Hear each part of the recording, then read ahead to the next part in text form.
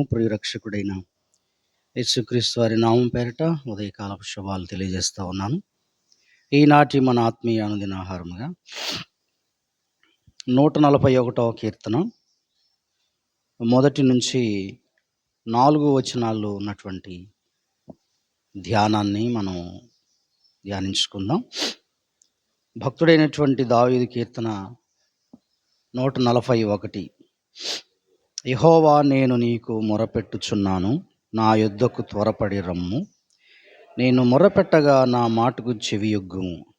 నా ప్రార్థన ధూపము వలెను, నేను చేతులెత్తుట సాయంకాల నైవేద్యము వలెను నీ దృష్టికి అంగీకారములగునుగాక. యెహోవా, నా నోటికి కావలి ఉంచుము, నా పెదవుల ద్వారమునకు కాపు పెట్టుము.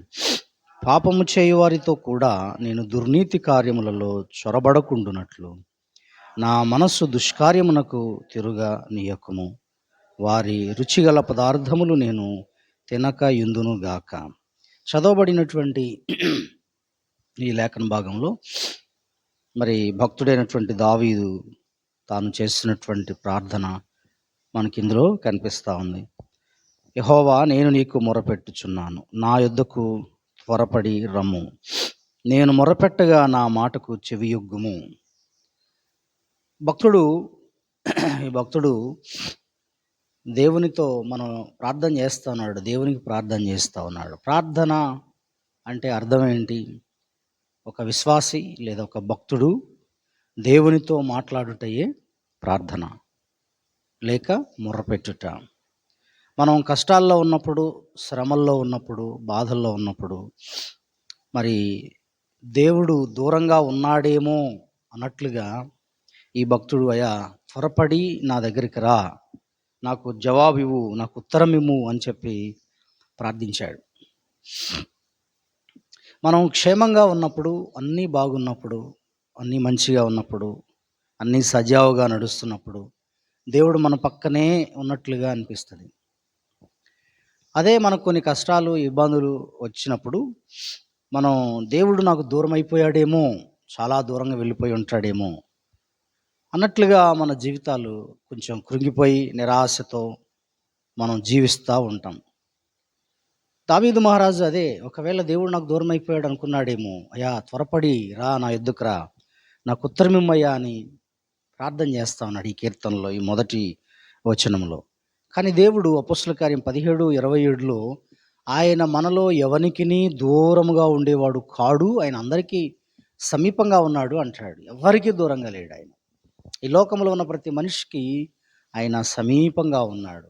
ఆయన పిలిస్తే పలికేటువంటి సమీపంగా, ప్రార్థిస్తే మరి జవాబిచ్చేంత సమీపంగా ఆయన మనకున్నాడు. కానీ ఆయన దూరం అయిపోయాడేమో అన్నట్లుగా ఆయన, అయ్యా నా ప్రార్థనకు చెవియొగ్గు, నేను మొరపెట్టుచున్నాను, త్వరగా రా అని చెప్పి అడుగుతున్నాడు ఆయన భక్తుడైనటువంటి దావీదు. అంతేకాకుండా తన ప్రార్థనను గురించి ఆయన చెబుతూ తను ఎలాంటి ప్రార్థన చేస్తున్నాడో ఆయన చెప్తున్నాడు 2వ వచనంలో. నా ప్రార్థన ధూపము వలెను, నేను చేతులెత్తుట సాయంకాల నైవేద్యము వలెను నీ దృష్టికి అంగీకారములగునుగాక అంటున్నాడు. ఈయన ఒక ప్రార్థనని ఒక దానితో పోల్చుకుంటున్నాడు, ఒక కంపారిజన్ చేస్తున్నాడు. ఏం చెప్తున్నాడు ప్రార్థన గురించి? ఆనాడు ప్రత్యక్షపు గుడారంలో, యెరూషలేము దేవాలయంలో, అటు ప్రత్యక్షపు గుడారంలోను యెరూషలేము దేవాలయంలోను యాజకులకి ఒక ధర్మం ఉంది, ఒక నియమం ఉంది. ఆ నియమం ఏంటంటే, ఉదయం ఒకసారి, సాయంకాలం ఒకసారి ధూపం వేయాలి, ధూపపీఠం దగ్గరికి వెళ్ళి, అలాగే నైవేద్యము అర్పించాలి. ఈ 2 పనులు యాజకులు నిరంతరము యాజకత్వంలో ఉన్నప్పుడు ఇవి 2 చేయాల్సిన అవసరం ఉంది, ఉదయము సాయంత్రము. ఇది నిర్గమాకాండ 30వ అధ్యాయము 7-8 వచనాల్లో మీరు చూడొచ్చు. 30వ అధ్యాయం అంతా మీరు మొదటి నుంచి చదివినప్పుడు అక్కడ యాజకులు చేసేటువంటి పని ఏదైతే ఉందో, ఉదయకాలం ప్రత్యక్షపు గుడారం లోపలికి వెళ్ళి ఆహారోను, అక్కడ ఉన్నటువంటి ధూపవేదిక అంటే సాంబ్రాణి, ఇతరమైన పరిమళ ద్రవ్యములు అవన్నీ తీసుకుని ఆ నిప్పుల్లో వేసినప్పుడు ఆ పొగ అలా వెళ్తూ ఉంటుంది, పైకి ఎలా వెళ్ళి పొగ లేచి ఆ ప్రత్యక్షపు గుడారం అంతా కూడా సువాసన వెదజల్లుతూ ఉంటుంది. దాన్ని ధూపము అన్నారు. దాని గురించి ఇక్కడ చెప్తున్నాడు. తన ప్రార్థన అలా ధూపం వలెను, అలాగే నైవేద్యము వలెను అని చెప్తున్నాడు. ఒక అద్భుతమైనటువంటి విషయాన్ని ఇక్కడ పోల్చి చెప్తున్నాడు. కనుక దావీదు తన కీర్తనలో ప్రార్థనకి సంబంధించి యాజకులు ఉదయకాలంలో ధూపం వేసినప్పుడు ఎలాగైతే దేవుడు అంగీకరిస్తున్నాడో, సాయంకాలంలో ధూప నైవేద్యములు అర్పించినప్పుడు దేవుడు ఎలా అంగీకరిస్తున్నాడో, నా ప్రార్థన అంగీకరించయ్యా, నా ప్రార్థనకు జవాబు ఇవ్వయ్యా, నా ప్రార్థనలు నీ దగ్గరికి వచ్చేటట్లుగా చెయ్యయ్యా, ధూప నైవేద్యములను ఎలా అంగీకరిస్తున్నావో నా ప్రార్థనలు అంగీకరించయ్యా అని ప్రార్థన చేస్తున్నాడు భక్తుడైనటువంటి దావీదు. కీర్తన 5:3 కూడా అక్కడ కూడా రాస్తాడు, ఉదయకాలమున నేను సిద్ధం చేసి ఉంచాను నా ప్రార్థనలు అంటాడు. 5వ కీర్తనలో మనం చూస్తే 3వ వచనంలో అక్కడ కూడా అంటాడు, ఏమంటాడంటే, యెహోవా ఉదయమున నా కంఠస్వరము నీకు వినబడును, ఉదయమున నా ప్రార్థన నీ సన్నిధిని సిద్ధము చేసి కాచియుందును. ఉదయకాలమే ఈ భక్తుడు దేవుని ఎదుట తన స్వరాన్ని వినిపిస్తాడట. దేవుని మందిరంలో తన వాయిస్, తన ప్రార్థన చేస్తున్న అది వినిపిస్తాడట. ఆయన కంఠస్వరము దేవునికి వినబడుతుందట. అంతేకాకుండా ఆయన ముందుగానే సిద్ధపరచుకుని రాత్రి ప్రార్థన, రేపు ఏం చేయాలి దేవుడిని ఏమో అడగాలి, ఒక ప్రిపరేషన్ ఆయనకు ఉంటుంది. మరి మనం ఏం చేస్తాం? ఉదయకాలం అలాంటి రాత్రి ఆ ప్రిపరేషన్ ఉండదు. బాగా మనం గాఢ నిద్రపోయి ప్రొద్దుటే లేవలేక సొక్కి సోలి వస్తూ మనం కూర్చుంటాం. చాలా ఫ్రెష్గా మనం దేవుని సన్నిధికి రావాలి. మంచి ఆ సిద్ధపాటుతో ముందే రేపేం దేవుని అడగాలి అని ఒక సిద్ధపాటు. ఇక్కడికి వచ్చి ప్రార్థన చేస్తూ ఉంటే నిద్రమత్తులు ఏం అడుగుతామో తెలియదు, ఏం ప్రార్థన చేస్తామో తెలియదు. మిగిలిన వాళ్ళందరికీ కూడా నిద్ర వచ్చేస్తుంది. కాబట్టి అలా మార్నింగ్ అలా ఉండొద్దు. కాచుకొని సిద్ధంగా ఉన్నప్పుడు మన ప్రార్థన ధూపం వలె పరలోకానికి ఎగిసిపోతుంది. క్రొత్త నిబంధనలో జకర్యా అనేటువంటి యాజకుడు, ప్రధాన యాజకుడు గురించి రాయబడి ఉంటుంది. ఈ యాజకుడైనటువంటి ప్రధాన యాజకుడైనటువంటి జకర్యా తన యాజక మర్యాద చొప్పున మరి ఆలయంలోనికి వెళ్ళి, ప్రభు యొక్క ఆలయంలోనికి వెళ్ళి ధూపము వేయుటకు ఆయనకు వంతు వచ్చిందట. అంటే ఆయనకి చాలా కాలం అబియా అనే ఒక తరగతి, ఆ తరగతిలో కానీ ఆయనకి ఒక 12 నెలలకు 24 తరగతులు ఉంటాయి. ఒక యాజకుడు దేవుని మందిరంలోనికి వెళ్ళి చేయడానికి ఒక 15 రోజులకు ఒక అవకాశం దొరుకుతుంది, కొన్ని రోజుల పాటు ఆ యాజకత్వం వారు చేయాలి. అలా 12 × 2 24 తరగతులు ఉంటాయి. అందులో అబియా అనే ఒక తరగతి. ఒక అద్భుతమైన విషయం ఏంటంటే, వాళ్ళ యాజక ధర్మం వచ్చేసరికి ఈ సర్కిల్, ఈ రొటేషన్ జరుగుతూ ఉంటుంది. ఒక్కోసారి మనం కూడా ప్రార్థన చేస్తూ ఉన్నాం, నీకు అవకాశం వచ్చేదాకా వెయిట్ చేయాలి. ఒకవేళ ఇవ్వలేకపోవచ్చు, వెయిట్ చేస్తూ ఉండాలి మనం ప్రార్థనలు అందరం కలిసి చేస్తున్నప్పుడు. అట్లాగనే ఇక్కడ భక్తుడైనటువంటి జకర్యా గారు తన యాజక మర్యాద చొప్పున యాజకత్వం చేస్తూ ఉన్నాడు, ధూపం వేస్తూ ఉన్నాడు. ప్రజలు కూడా వెలుపల ఉండి ప్రార్థన చేస్తున్నారు. ఆయన ప్రత్యక్షపు గుడారం అతి పరిశుద్ధ స్థలంలోనికి వెళ్ళి ఆ ధూపవేదిక మీద ఆ ధూపం వేస్తున్నప్పుడు కుడి ప్రక్కన దేవదూత నిలబడి ప్రత్యక్షమై, జకర్యా నీ ప్రార్థన వినబడింది అన్నాడు. ఒకసారిగా భయపడిపోయాడు ఆయన. ఇక్కడ మనం చూస్తాం, జకర్యా నీ ప్రార్థన వినబడినది. ఆహా, ఎంత అద్భుతమో చూడండి. ధూపం వేస్తున్నాడు, అప్పుడు ధూపవేదిక ప్రక్కన దేవదూత వచ్చి నిలబడ్డాడు, నీ ప్రార్థన వినబడింది అని చెప్తున్నాడు. ఈ రోజున మన ధూపం, అక్కడ భక్తుడైన దావీదు ఏమన్నాడు, నా ప్రార్థన ధూపం వలె, నేను చేతులెత్తుట సాయంకాల నైవేద్యం వలె నీ దృష్టికి అంగీకారం ఉండాలి. ఎన్నో ఏళ్ళు, చాలా సంవత్సరాలు జకర్యా గారు ఈ కార్యం చేసుకుంటూ వస్తున్నాడు. కానీ మనం ప్రార్థన చేస్తున్నప్పుడు నిజంగా మన జీవితాల్లో తప్పనిసరిగా దేవుడు వింటాడు. ప్రార్థన అనేది ఆయన మర్చిపోడు. నీకు జవాబు ఇవ్వటం ఆలస్యం అవ్వచ్చేమో, కానీ ఖచ్చితంగా సరైన సమయంలో మనకు జవాబిచ్చే ప్రేమగల దేవుడు. జవాబు దొరికింది ఆయనకు. చాలా ఏళ్ళు, అప్పటికే ముసలోడైపోయాడు, చాలా సంవత్సరాలు, బహుకాలం గడిచిన వృద్ధుడైపోయాడు. దేవుడు ఆ రోజు తన దూతను పంపాడు. సరి అయిన సమయంలో దేవుని ప్రణాళికలో మరి నెరవేర్చటం కోసం ఆయన మన కొంతకాలం ఆలస్యం జరిగిస్తూ ఉంటాడు, కానీ జవాబు ఇచ్చే దేవుడు. ఆయన ఎవరికీ దూరంగా ఉండేవాడు కాదు, అందరికీ సమీపంగా ఉండేవాడు. దానికి ముందు మన జీవితంలో ప్రతిష్ఠించబడిన హృదయములో గలవారమై, పరిశుద్ధపరచబడిన హృదయములు గలవారమై, ప్రోక్షింపబడిన హృదయములు కలవారమై, కడగబడిన హృదయములు కలవారమై మనము దేవుని సన్నిధిలో ఎల్లప్పుడూ ప్రార్థిస్తూ ఉండాలి. మన ప్రార్థనకు నిశ్చయంగా దేవుడు జవాబిస్తాడు. అయితే దానికి ముందు ఈ ఈ కీర్తనలో ఈయన ఇది చెప్తూ తన గురించి, తన వ్యక్తిగత పరిశుద్ధత గురించి ఆయన మాట్లాడుతూ వచ్చాడు. తన పరిశుద్ధత గురించి ఆయన మాట్లాడుతూ ఏమంటున్నాడు? యెహోవా, నా నోటికి కావలి ఉంచవా, నా పెదవుల ద్వారమునకు కాపు పెట్టవా అంటున్నాడు ఆయన. ఆ కీర్తనలో 141 కీర్తనలో మనం చూస్తాం. ఏమంటున్నాడు ఆయన? 3వ వచనంలో, యెహోవా, నా నోటికి కావలి ఉంచుము, నా పెదవుల ద్వారమునకు కాపు పెట్టుము.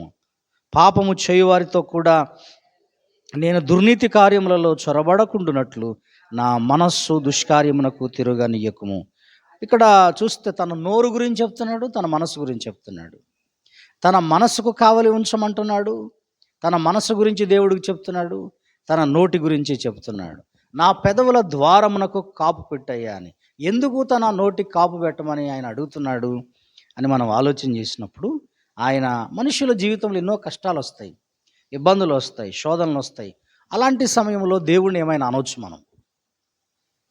ఆయన భయం ఏంటి అంటే, నేను ఏదైనా దేవుణ్ణి అంటానేమో, అవిశ్వాసంగా మాట్లాడతానేమో, లేకపోతే ఇంకా వాళ్ళను చూడు ప్రభువా, వీళ్ళను చూడు ప్రభువా, నన్నెందుకు ఇట్లా చేశావు అని ఇతరులను చూపించి దేవుణ్ణి నన్ను ఇలా ఉంచావు అని చెప్పి అంటామేమో. అలాంటి మనస్తత్వాలు మనవి.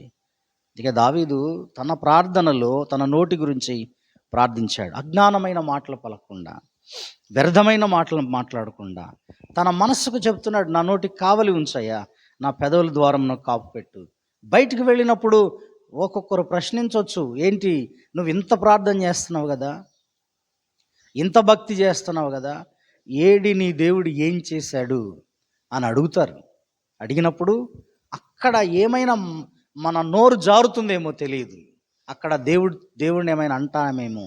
అందుకే ఏం చేయాలి మనం? నిత్యము ప్రభువా, నా నోటికి చిక్కం ఉంచు, నా నోటికి కావలి ఉంచు అని ప్రార్థించాలి. పరిశుద్ధపరచుకోవాలి నోటిని దేవుని సన్నిధిలో ప్రతిష్ఠించుకోవాలి. నోటి పెదవుల ద్వారానికి మనం కాపు పెట్టమని దేవుడిని భక్తుడి వలె అడగాలి.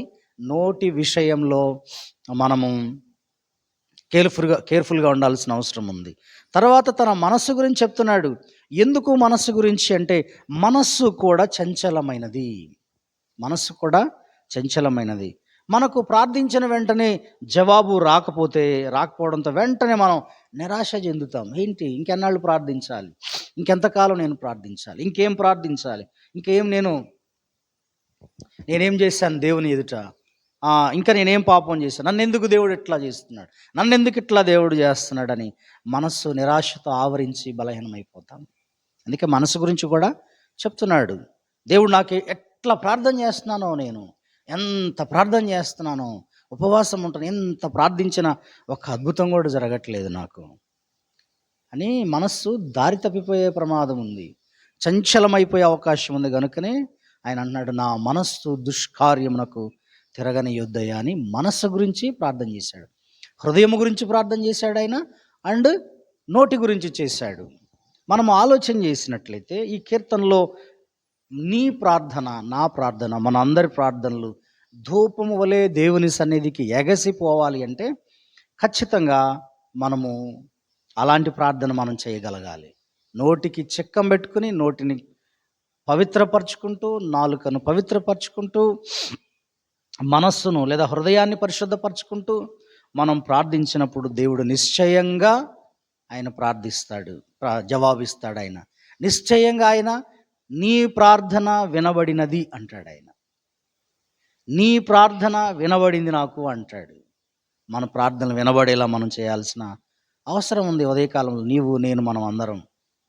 భక్తుడైనటువంటి దావీదు తన మొర, తన ప్రార్థన దేవునికి ఆ కష్టకాలంలో, ఆ పరిస్థితులలో మొరపెట్టాడు. అది ధూపం వలె నైవేద్యము వలె దేవా నీ దృష్టికి అంగీకారంగా ఉండాలని ప్రార్థించాడు, మొరపెట్టాడు. అదే మనం కూడా చేయాలి. మనం కూడా ఆయన వైపు చూస్తూ ముందుకు సాగాలి. తప్పకుండా దేవుడు మనకు సహాయం చేస్తాడు. దేవుడి వాక్యమును దీవించును గాక. ఆమేన్. ప్రార్థన చేసుకుందాం. ప్రేమగల తండ్రి, జీవము గల దేవా, మీ పాదాలకు కృతజ్ఞతాస్తుతులు. 141 కీర్తనలో 4 వచనాల్లో ఉన్నటువంటి నాయన విషయాన్ని మేము ధ్యానించాము. అవును తండ్రి, మీ పాదాలకు కృతజ్ఞతాస్తుతులు. తండ్రి, నీవు నమ్మదగిన దేవుడవు నాయన, ప్రేమగల దేవుడవయ్యా. మమ్మలను ప్రేమించావు. ఎంతగా అంటే మేము ఇంకా పాపులమై ఉండగా, మేము ఇంకా బలహీనులమై ఉండగా తండ్రి, నీ కుమారుడు మా ప్రభువైన యేసుక్రీస్తు వారు మా కోసము కలవరి సిలువలో ఆయన ప్రాణం అర్పించటంలో ప్రేమ, అత్యంత గొప్ప ప్రేమ మానవాళికి అది అనుగ్రహించబడింది. అందులో నేను కూడా ఒక నాయన వ్యక్తిగా ఉన్నాను తండ్రి. ఆ ప్రేమను నేను అనుభవిస్తున్నాను. అందుని బట్టి కృతజ్ఞతాస్తుతులు అర్పించుకుంటున్నానయ్యా. నాకివ్వబడిన రక్షణ, నాకివ్వబడిన ఈవులు, నాకివ్వబడిన ఆరోగ్యము, క్షేమం, సమస్తమైనటువంటి మీ కృపలను బట్టి మీకు వేలాది వందనాలు చెల్లించుకుంటున్నాను తండ్రి. ఉదయకాలంలో నాయన అయ్యా, నీవు మాలో ఎవనికి దూరముగా ఉండేవాడో కాదు, అందరికీ సమీపంగా ఉండే ప్రేమగల దేవుడవు. మేము ప్రార్థించిన మరుక్షణం జవాబు ఇచ్చేటువంటి దేవుడవు నాయన. కానీ కొన్నిసార్లు మాకు జవాబు ఆలస్యం అవ్వచ్చు. కానీ అంత మాత్రాన మేము ప్రభువా నీరసిల్లిపోకూడదని నీ వాక్యం సెలవిస్తూ ఉంది. నాయన, భక్తుడైన దావీదు త్వరపడి రమ్ము అని ఆయన ప్రార్థించాడు, ఒకవేళ దూరం అయిపోయావేమోనని. అలా మేము కూడా ప్రభువా మరి దూరమైపోయావేమో అని మేము అనుకుంటున్నాము కొన్నిసార్లు. మమ్మల్ని క్షమించండి తండ్రి. కానీ ఎవ్వరికి దూరంగా ఉండేవాడు కాదు, సమీపంగా ఉండి బలపరిచే దేవుడవు తండ్రి. అందుని బట్టి మీ కృతజ్ఞతాస్తుతులు. మేము ఎన్నో ప్రార్థనలు చేస్తున్నాము. ప్రతి దినము ఉదయము సాయంత్రము ప్రతి దినము మేము ప్రార్థనల్లో గడుపుతూ వస్తూ ఉన్నాము. మా ప్రార్థనలు తండ్రి నీ దృష్టికి నాయనా ధూపము వలె ఆనాడు మరి ప్రత్యక్షపు గుడారములో అహరోను యాజకత్వములో ఎలాంటి ధూపము నిత్యము వేయబడిందో, యెరూషలేము దేవాలయంలో ఈ యాజక ప్రక్రియ నిత్యం ఎలా జరిగిందో తండ్రి, అలాగ మేము కూడా చేస్తూ ఉన్నప్పుడు మా ప్రార్థనలు మీ దృష్టికి అంగీకారంగా ఉండునట్లుగా సహాయం చేయండి తండ్రి. ఆనాడు నాయన పరలోకములో ఈ భూమి మీద భక్తులు చేసిన ప్రార్థనలన్నీ ఎగసి పరలోకములో ఆ యొక్క దేవదూత చేతిలో ఆ ధూప పాత్రలో నాయన ఈ ప్రార్థనలన్నీ ఉన్నట్లుగా పరిశుద్ధ గ్రంథంలో మేము చదువుతూ ఉన్నాం, ప్రకటన గ్రంథంలో. అవునయ్యా, మా ప్రార్థనలన్నీ ధూపవేదిక, పరలోకంలో ఉన్నటువంటి ధూపవేదికలో ధూప ద్రవ్యములతో నిండిన పాత్రలోకి వెళ్తున్నట్లుగా మా ప్రార్థనలు అంగీకరించండి అయ్యా. జకర్యా నీ ప్రార్థన వినబడింది అని చెప్పగలిగే విధంగా మేమందరం ప్రార్థన చేయటం కృప దయచేయండి తండ్రి. ఇంకా నీకు సమీపంగా నీకు ఇష్టమైనట్లుగా యోగ్యమైన నాయనా మరి యుక్తమైన ప్రార్థనలో మేమందరము చేయుటకు కృప దయచేయండి. సమస్త మహిమ ఘనత ప్రభావాలు మీకు చెల్లిస్తున్నాం. దానికి ముందు నాయన ఇదిగో వ్యర్థమైన మాటలు మాట్లాడకుండా ప్రభా నా నోటికి కాపు ఉంచండి. ఇంత తెలిసి మేము ప్రభా, ఎంత వాక్యము తెలిసి, ఎంత ప్రార్థనలు చేసి దేవుడు మాకేం చేశాడు అని అన్నప్పుడు మేము అసంతృప్తి పడ్డప్పుడు నిజంగా ఎంతో బాధాకరమైన విషయం. కనుక నేను ఎక్కడైనా అజ్ఞానపు మాటలు మాట్లాడతామేమో, ఎక్కడైనా అవిశ్వాసపు మాటలు మాట్లాడతామేమో, ఎక్కడైనా నిన్ను అపార్థం చేసుకుని మాట్లాడతామేమో. కానీ నువ్వు సర్వశక్తి గల దేవుడువయ్యా, ఎప్పుడైనా మాకు మేలు చేయువాడవు తండ్రి. మీకు స్తోత్రాలు. జకర్యా ఎన్నో ఏళ్ళు యాజక ధర్మం చేసినప్పుడు తండ్రి నువ్వు ఒకరోజు మాట్లాడావు, నీ దూతను పంపావు, జకర్యా నీ ప్రార్థన వినబడింది అని. నిశ్చయంగా మాకు అలా జవాబిచ్చే ప్రేమగల దేవుడువయ్యా. అందుకే మేము ఎక్కడైనా ఏదైనా మాట్లాడతామేమో, పొరపాటున మమ్మల్ని క్షమించి మా పెదవుల ద్వారా మనకు కాపు పెట్టండి. మనస్సు తిరిగిపోకుండా నాయన అయా, వ్యర్థమైన వాటి వైపుకు మనస్సు తిరిగిపోకుండా, మా హృదయాలు అయా నీ మీద నుండి తొలగిపోకుండా మాకు సహాయం చేయండి. మమ్మల్ని స్థిరపరిచి బలపరచండి. చేరువచ్చిన మమ్మల్ని అందరినీ మీ చేతులకు అప్పగించుకుంటూ బలపరచండి నాయన. మా హృదయపు లోతుల్లోనికి మీ ఆత్మ కార్యమును జరిగించండి, విశ్వాస కార్యమును జరిగించండి. కృపతో నింపి మహిమ పొందుమని మా ప్రభువైన యేసుక్రీస్తు వారి నామములో ప్రార్థన అడుగుచున్నాను తండ్రి. ఆమేన్.